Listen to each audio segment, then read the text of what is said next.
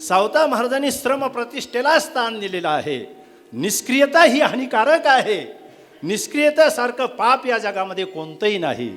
ज्या क्षेत्रामध्ये आपण असाल, ज्या प्रांतामध्ये आपण असाल, ज्या विभागामध्ये आपण असाल, ज्या स्तरामध्ये आपण असाल, त्या स्तरामध्ये नैतिकतेने आणि प्रामाणिकतेने श्रम प्रतिष्ठेला स्थान देणं ही मानवी जीवनाची इति कर्तव्यता आहे. ईश्वरीय दालनामध्ये वेगवेगळे स्तर आहे, वेगवेगळे प्रांत आहे जगण्यासाठी.